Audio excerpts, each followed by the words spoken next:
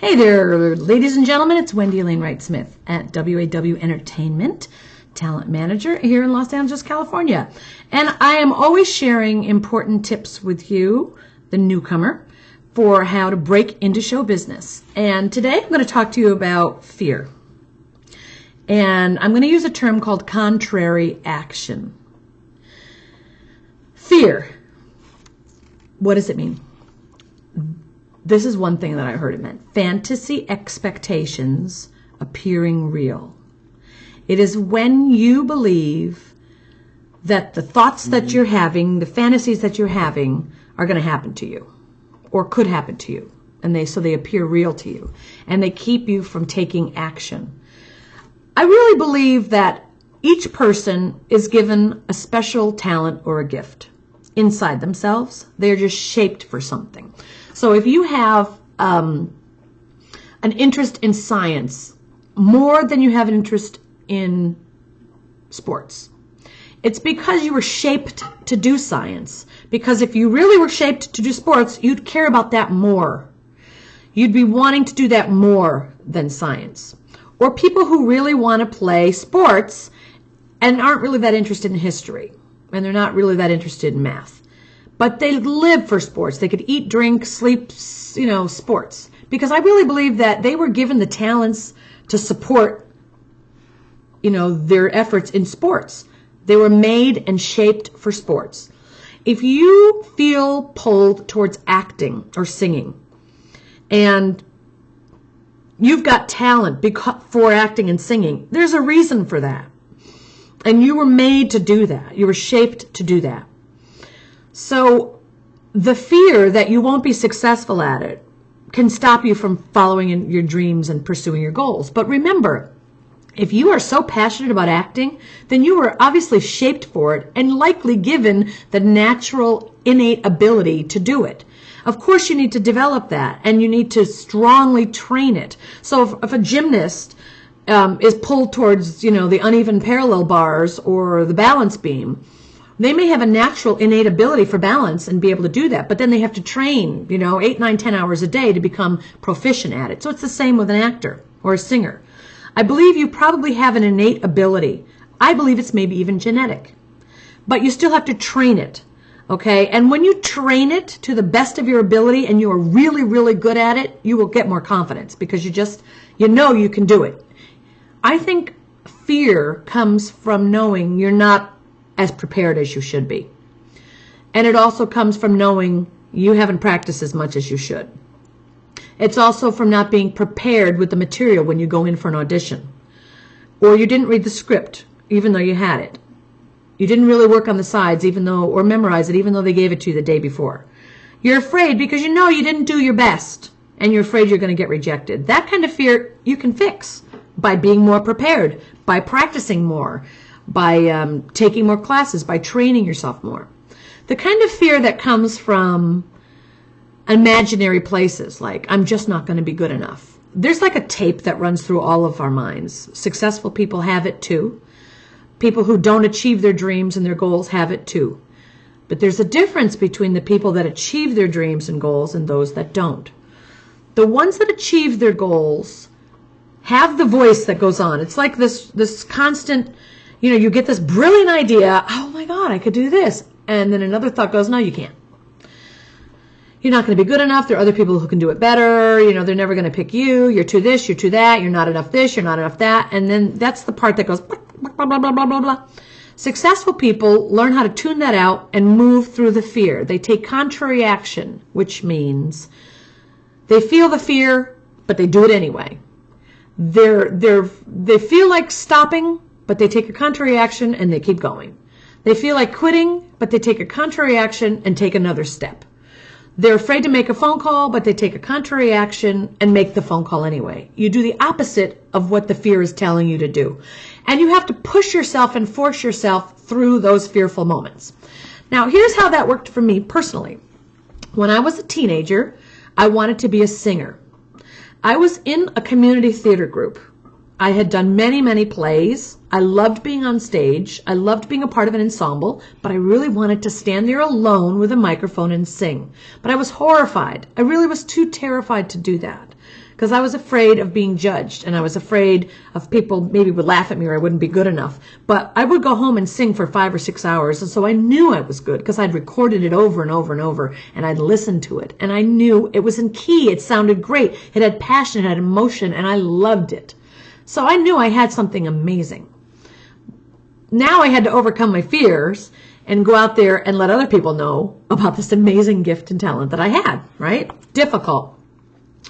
I stopped myself for many years from doing it because I was just too afraid. But at one point in the mall in my hometown in New Haven, Connecticut, they opened up a karaoke booth, and it was an isolated karaoke booth that was soundproof. No one in the mall could hear you, just the engineer. And at the end of singing these songs, he would hand you a tape.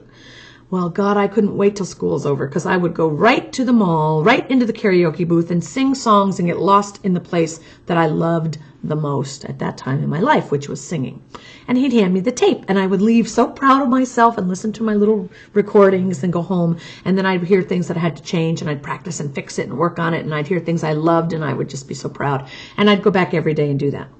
Well, one day he said to me, I'm producing this big concert.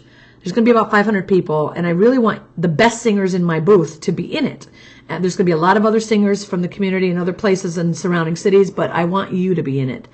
And the fear came over me. But I've been working on contrary action for a while now. I've been taking opposite steps to how I felt. So I made a decision to say yes when people offered me opportunities. And when he asked me that day, would you do it? I went, the fear and the excitement at the same time of the opportunity and my dreams and the fear. And I said, yes, I'll do it. And I did do it, and it was amazing. Now, how did I get to that place where I could say yes when the fear came over me and tried to make me say no? I did a seminar in New York called The Forum, which used to be called Est. And one summer, I spent a lot of time trying to overcome my fears because I knew I was going to be a singer, and I wasn't going to let my own thinking get in the way of my dreams. So I did several seminars. I did a seminar called Women, Sex, and Power by the Sterling Group in New York. I did insight seminars, and I did the Forum. And I did a communication seminar. And I had to burst through my fears in every one of those things. I really was so terrified to stand up with a microphone and just talk to people. Forget singing. I couldn't even stand up in front of a room and talk to people, on a microphone. And I've come a long, long, long, long way from that. I worked a long time to get able to say yes to that producer who asked me. And I make it a habit of always saying yes when I feel like saying no, and always saying yes when I'm afraid. And that's how I was able to have a career as a singer. It's how I'm able to help the actors that I have. If I get afraid to call someone, I just go, forget it, I'll call anybody. And I pick up the phone and call. I don't care. I'll call anybody. If I need to call Steven Spielberg, I'll call Steven Spielberg. I have no fear. But it takes time to get to the place where you have no fear. So I remember the way I did it was like I had a plan. I was going to sing and make records. And I wasn't going to be in the way. That was not an option not to do it. I was going to make it happen no matter what.